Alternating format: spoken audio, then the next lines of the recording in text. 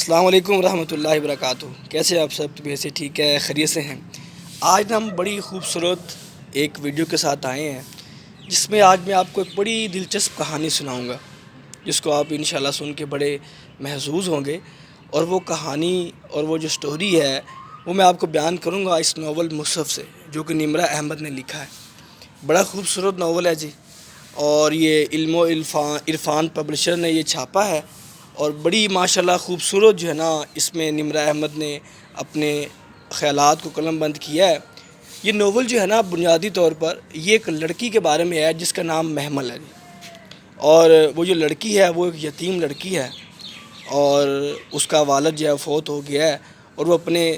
تایا چاچاؤں کے ساتھ جو ہے وہ ایک جوائنٹ فیملی کے اندر جو ہے وہ رہتی ہے۔ اس کے جو والد صاحب تھے وہ ماشاءاللہ کافی امیر تھے، لیکن جو اس کے رشتہ دار ہیں تایا چاچا، وہ کیا کرتے ہیں کہ اس کے والد کے مرنے کے بعد اس لڑکی کی ساری جائیداد پہ قبضہ کر لیتے ہیں اور اس کو کچھ بھی نہیں دیتے، اور وہ لڑکی جو ہے وہ بڑی ہی ایک آپ مشکلات کے اندر جو ہے وہ زندگی گزار رہی ہوتی ہے۔ ایک دن وہ جا رہی ہوتی ہے، بس سٹاپ پہ اسے ایک لڑکی ملتی ہے، تو وہ اسے جب بتاتی ہے کہ یہ مجھے مشکلات آ رہی ہیں، وہ اسے مشورہ دیتی ہے کہ تم نا قرآن کو سمجھو، اس کو پڑھنا شروع کر دو، تمہاری سارے مسئلے حل ہو جائیں گے، جو تم چاہتی ہو زندگی کے اندر وہ تمہیں اچیو ہو جائے گا۔ وہ کہتی ہے ایسے تو نہیں ہوتا نا، اب اکیلے قرآن پڑھنے سے کیا ہوگا؟ وہ ابھی ناسمجھ ہوتی ہے، اتنی اس کو قرآن کے حوالے سے اتنی فہم نہیں ہوتا، تو وہ اس کو اگنور کر دیتی ہے۔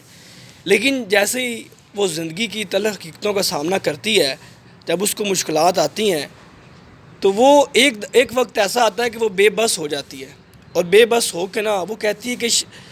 آج نہ چلے میں قرآن کو بھی پڑھ کے دیکھ لوں، سمجھ کے دیکھ لوں۔ اس لڑکی نے بتایا تھا کہ اس سے ہر مسئلے کا حل مل جاتا ہے، ہر مصیبت کا اس میں اللہ نے ذکر کیا ہوا ہے۔ تو وہ ایک جو ہے نا جگہ میں جا کر قرآن کو سمجھنا شروع کر دیتی ہے، پڑھنا شروع کر دیتی ہے،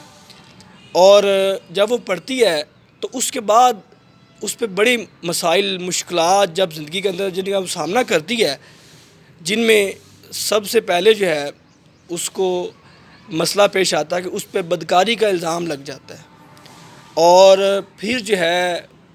کچھ عرصے کے بعد جو ہے اس کی والدہ فوت ہو جاتی ہے، اور پھر جو ہے اس کی والدہ کے فوت ہونے کے بعد جو ہے وہ اس کی کچھ عرصے کے بعد جب شادی ہوتی ہے، تو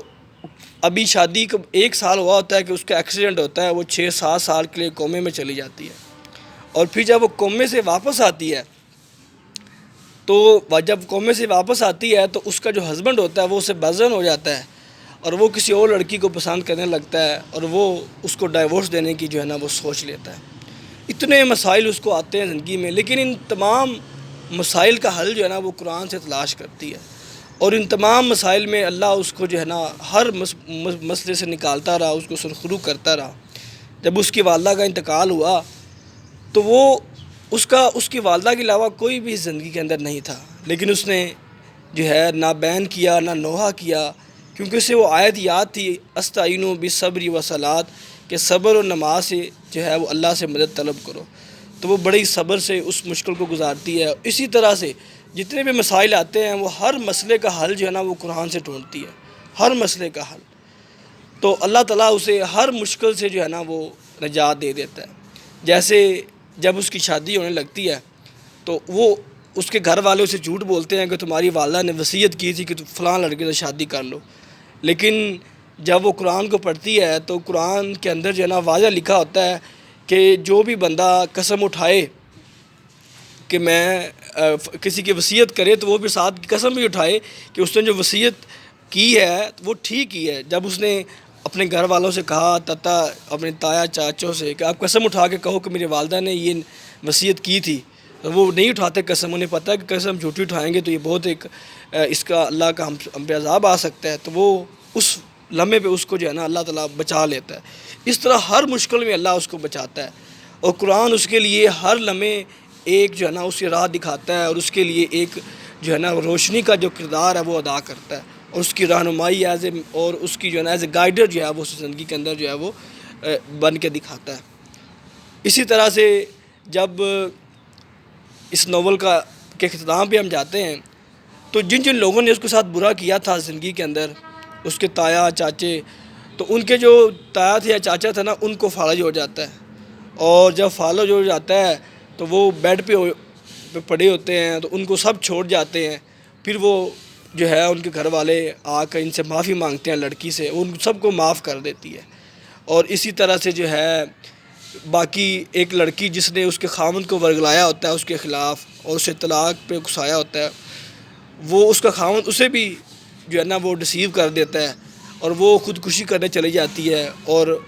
یعنی کہ سب جن لوگوں نے اس کے ساتھ برا کیا تھا نا، ان سب کے ساتھ وہ ساری چیزیں کیا ہوتی ہیں، ریپیٹ ہو جاتی ہیں. وہ کہتے ہیں نا کہ ٹیٹ فور ٹیٹ. تو وہ سب آتے ہیں اس سے باری باری آ کے اپنی جو اس کے ساتھ برا کیا ہوتا ہے معافی مانگتے ہیں. تو وہ اس وقت جو ہے نا بڑے دل کا ثبوت دیتی ہے، وہی الفاظ کہتی ہے جو کہ اللہ کے رسول صلی اللہ علیہ وسلم نے فتح مکہ پر کہے تھے، جو حضرت یوسف علیہ السلام نے اپنے بھائیوں سے کہے تھے کہ آج میں نے آپ سب کو جو ہے کیا کیا، اللہ کے لیے معاف کیا. اور آخر میں وہ جو ہے اس کا ایک بیٹا ہوتا ہے، وہ اپنے بیٹے کو لے کر جو ہے چلی جاتی ہے اور اس کو ایک قرآن کا بڑا عالم بناتی ہے، اور اس کا بیٹا جو ہے وہ قرآن کی پھر تبلیغ کرتا ہے، اور اس کا دنیا میں ایک بہت بڑا ایک قرآن کا وہ اسکالر بن جاتا ہے.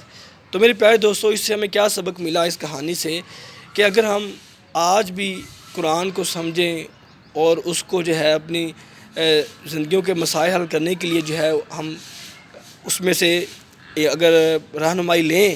تو انشاءاللہ تعالی اللہ آج بھی ہماری جو ہے مدد کرے گا. تو میں یہ دعا کرتا ہوں کہ اللہ تعالی ہم سب کو قرآن کو سمجھنے کی، اس کو پڑھنے کی، اس کو عمل کرنے کی توفیق دے. اور ہاں، ناول کو پڑھنا نہ بھولیے گا، بہت اچھا ناول ہے. تو مزید انشاءاللہ تعالی ایسی اور ویڈیو کے لیے ملیں گے نیکسٹ ویڈیوز کے اندر. اپنی دعاؤں میں مجھے یاد رکھیے گا. السلام علیکم، اللہ حافظ.